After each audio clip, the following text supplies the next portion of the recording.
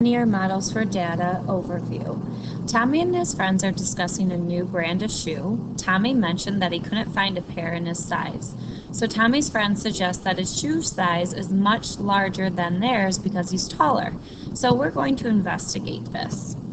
And during a boys' physical education class, the coach had the students measure their height and shoe size and created this table.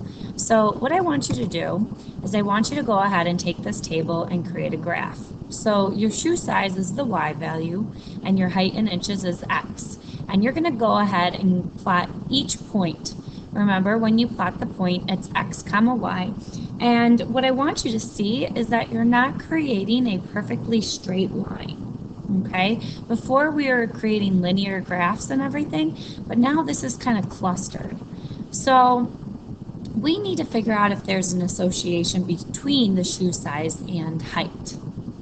And the points seem to be tightly clustered along a line, and when they are clustered, it means that they have a strong association. Okay. Now, you can't draw a perfectly straight line through this, but what you can do is you can get an estimate for a line that best models a set of data, and this is called your trend line.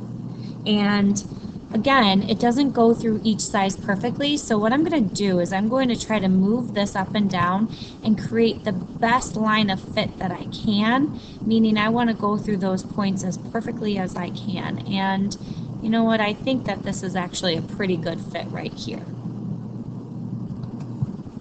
So looking at this data, when data such as these appear to follow a linear pattern, the variables are said to be correlated.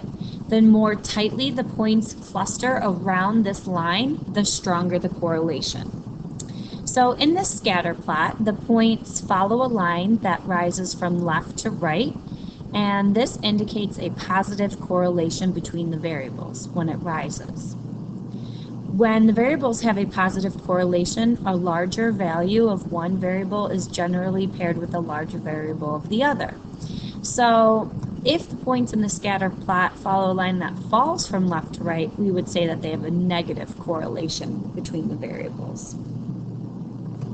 So just to recap, there is a strong correlation between shoe size and height because the points are tightly clustered around the line.